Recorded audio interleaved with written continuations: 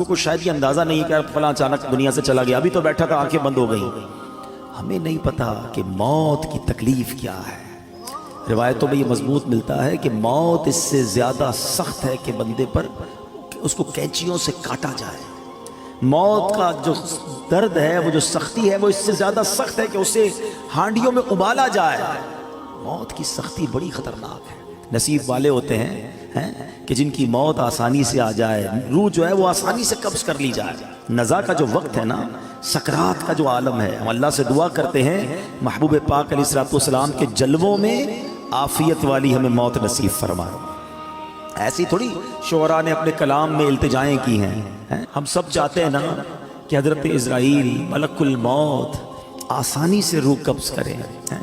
ویسے سچی بات پتہ ہے کیا ہے کہ جب ان کی یاد میں زندگی گزرتی ہے نا، عشق رسول میں زندگی گزرتی ہے، آقا کی سنتوں پر عمل کر کے نبی پاک کی رضا والی زندگی گزرتی ہے نا، تو کیا خوبصورت شاعر بات لکھتے ہیں کہ جب تیری یاد میں دنیا سے گیا ہے کوئی، اللہ کرے کہ آقا کی یاد میں بس نبی پاک کے تصور میں جائیں، مدینہ پاک میں آقا کے جلووں میں دنیا سے جائیں، پھر کیا ہوگا؟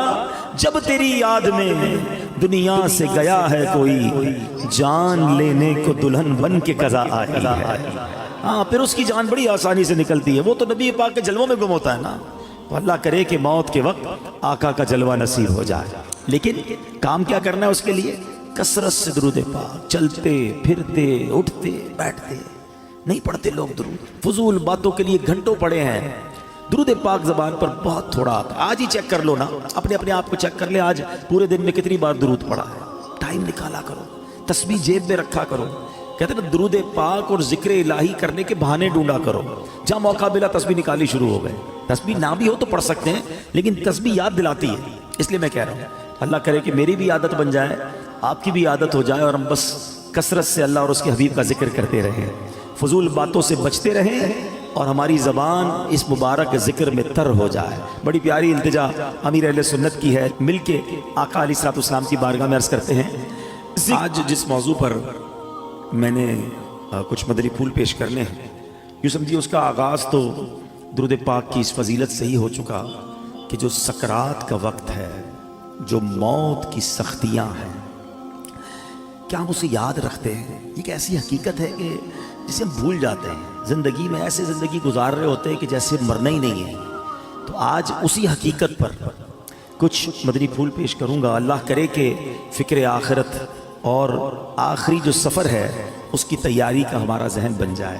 حجت الاسلام امام محمد بن محمد غزالی علیہ رحمت اللہ الوالی لکھتے ہیں، بنی اسرائیل میں ایک بڑا مغرور شخص تھا، ایک بند کمرے میں تھا۔